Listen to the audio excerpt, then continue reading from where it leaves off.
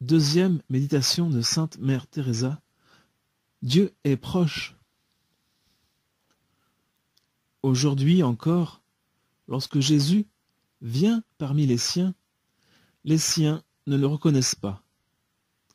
Il vient dans les corps putrescents de nos pauvres, il vient aussi dans ceux des riches, étouffés par leur propre richesse. Il vient dans la solitude de leur cœur, quand il n'y a personne pour les aimer. Jésus vient à vous et à moi, et souvent, très souvent, nous l'ignorons. Après avoir travaillé de nombreuses années parmi les mourants, les malades, les infirmes, les handicapés physiques et mentaux, hommes, femmes et enfants, je n'en ai tiré qu'un seul enseignement. En essayant de sentir avec eux ce qu'ils souffraient, je suis parvenu à comprendre ce que Jésus ressentait lorsqu'il venait parmi les siens et qu'eux ne voulaient pas de lui.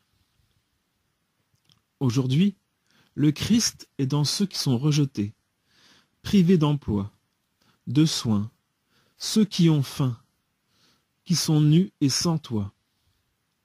Ils paraissent inutiles à l'État ou à la société, et personne n'a de temps à leur consacrer. C'est à vous et à moi, en tant que chrétiens dignes de l'amour du Christ, si notre amour est véritable, de les trouver et les aider. Ils sont là pour que nous les trouvions. Partout, nous rencontrons des gens solitaires, qui parfois ne sont connus que par le seul numéro de leur chambre. Où sommes-nous? Savons-nous seulement que ces personnes existent? Peut-être y a-t-il sur le même palier un aveugle qui serait heureux si nous étions prêts à lui lire le journal. Peut-être y a-t-il un homme riche qui n'a personne pour lui rendre visite. Il possède beaucoup de choses, il en est véritablement submergé, mais il n'a aucun contact humain, et c'est de ce contact qu'il a besoin. Il y a quelque temps, un homme très riche est venu me voir et m'a dit « Je vous donne ceci pour que quelqu'un vienne chez moi.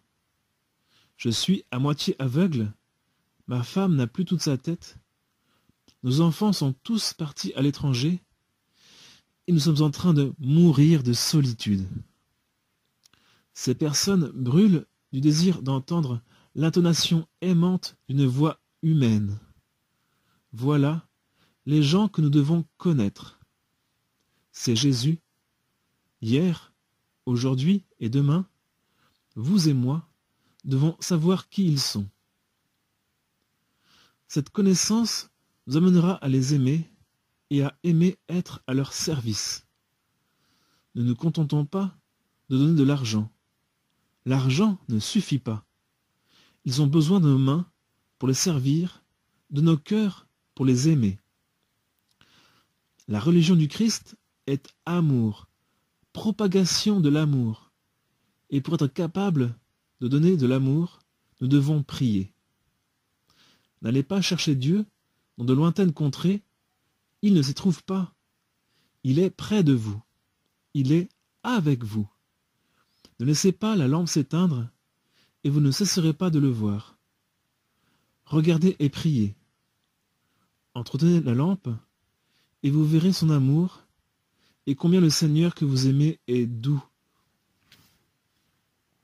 Prière. Ouvre nos yeux, Seigneur, afin que nos frères et sœurs nous te voyions. Ouvre nos oreilles, Seigneur, afin que nous entendions la plainte de ceux que tourmente la faim, le froid, la peur, l'oppression. Ouvre nos cœurs, Seigneur, afin que nous aimions les uns les autres, comme tu nous aimes. Renouvelle en nous ton esprit. Seigneur, libère-nous et fais que nous soyons un. Amen.